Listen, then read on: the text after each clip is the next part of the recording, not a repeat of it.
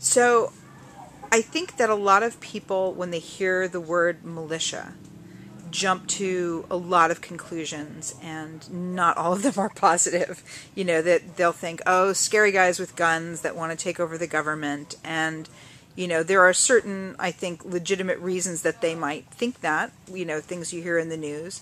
But I also think there's another side to it. How do you fit in that? How do you talk to people who are like, oh my gosh? The first thing that we believe in is transparency. Our mission is right posted on our website. And the reality of it is, anything that I funnel down to our members, I have no problem with that being shared with the public for the most part.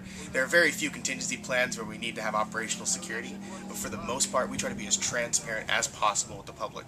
So that way, they can ultimately have our trust, and we can have their trust due to the fact that we've given them that.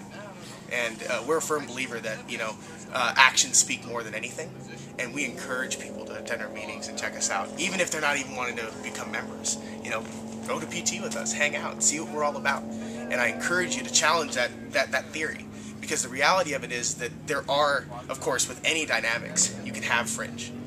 But in my belief, there are a lot of awesome organizations out there, patriots that are really dedicated to preserving their communities. And I firmly believe that in Alaska specifically, I've worked with a lot of these organizations, and there's very little concern that people should have because of the fact that they have the idea that we need to make sure that we're thoroughly vetting our members to ensure that stable individuals are there defending our communities. Because like I mentioned to you earlier, we're not only responsible for our own people, we're responsible for the people that they serve.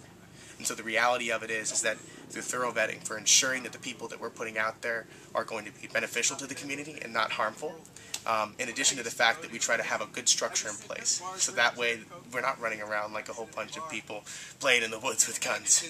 As you can see with the exercise that we had here today, we tried to have it as controlled and safe as possible to ensure that everybody had a good time and learned some great training, but at the same time could take an approach with a very safe standpoint.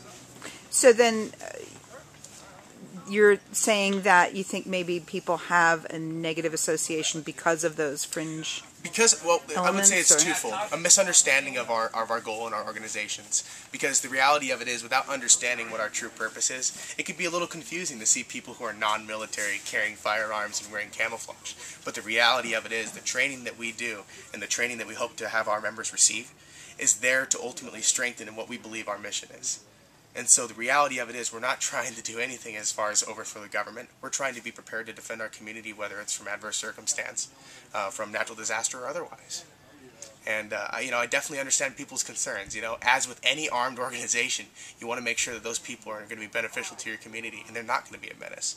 But what I would assure you is that, you know, research the organization, see what their structure is like, and read their mission statement, and then challenge them. Each one of these organizations should be serving the community.